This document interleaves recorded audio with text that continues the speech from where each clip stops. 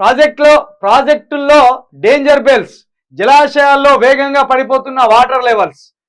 SRSP నుంచి LMD దాకా ఇదే పరిస్థితి. అత్యధికంగా వరి సాగుతో తగ్గుతున్న భూగర్భ జలాలు. ఒకప్పుడు కేసీఆర్ ఇక వరేయకుర్రా అంటే ఏమన్నారు, వరెత్తే ఉరే అని కేసీఆర్ అంటే ఇక చాలు, విపరీతమైన వరి ఉన్నది, చాలు కొన్ని సంవత్సరాల వరకు వేయొద్దంటే నువ్వు చెప్పిన పంటేయాలా దొంగ, నువ్వేమో వరేసుకుంటావు, వేరేళ్ళేమో వరేసుకోవద్దా. ఏం తిట్టుడా.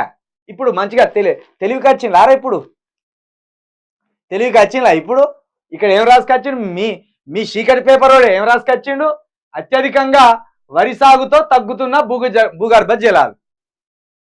తడి పంటలు పొడి పంటలు వేయాలి, వరి అంటే 24 గంటలు నీళ్లు నిల్వ పెట్టాలి.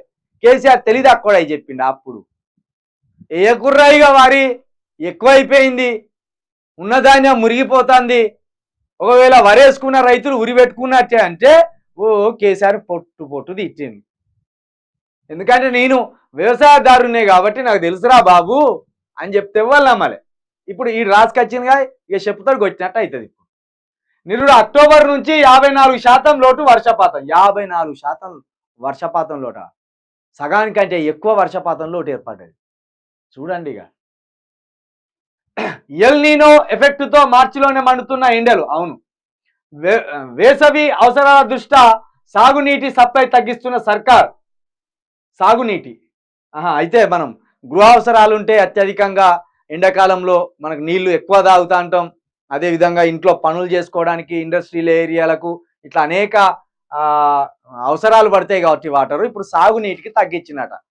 అటు పంటలకు తగ్గించి ఇక వేసవి అవసరాల దృష్ట్యా మన ఇండ్లకు వాటర్ తెప్పించారు. మరి కేసీఆర్ ఉన్నప్పుడు ఇవి వేసవి రాలేదా, ఎండాకాలం రాలేదా? మరి అప్పుడు ఎందుకో కేసీఆర్ ఉన్నప్పుడు పొలాలకు ఎండాకాలం ఎందుకో నీరు తగ్గియలే అంటే ఇప్పుడు రేవంత్ రెడ్డి స్టార్ట్ అయినాకనే ఎండాకాలం కూడా ఒకటి ఉన్నదని తెలిసిందా?